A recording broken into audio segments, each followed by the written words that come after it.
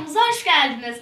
Bugün ben Güney'e 36 tane kelime söyleyeceğim. Ama Güney bu kelimeleri bilmiyor. Bakalım kaç tane kelimeyi bilebilecek. Evet Güney, başlayalım mı? Evet. Önce kolaylardan başlamak istedim. Kedi, Cat, köpek, dog, kuş, bird, tavuk, chick, inek, cow, eşek.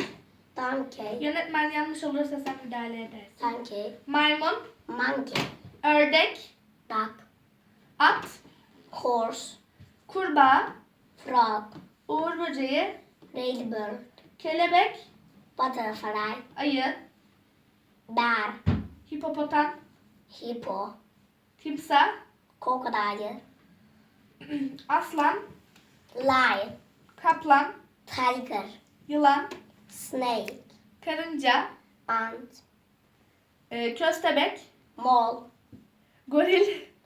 gorilla, Vay, evet, şu ana kadar 21 tane maymunu full. Bakalım diğerleri nasıl? Zürafa, giraffe, evet, kaplumbağa, turtle, tavşan, rabbit, örümcek, spider, evet, örümcek adam Güney'in ilgi alanı. Kurt, wolf, köpek balığı, sharky, fil, elephant, kuzu, sheep, kuzu koyun yerine aynı şey. Ahtapot, octopus, arı, deer, balık, fish, balina, whale, vay, deve, camel, yunus balığı, frog, yunus balığı, frog,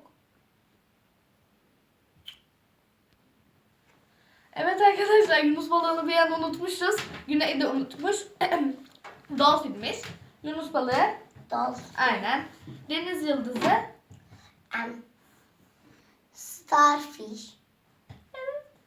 çek bakalım. Arkadaşlar 36 kelimeden bir tek yunus balığında biraz sıkıntı yaşadık ama onu da söyledik sayılır. Evet arkadaşlar, bugünkü videomuz da burada bitmek üzere. Evet.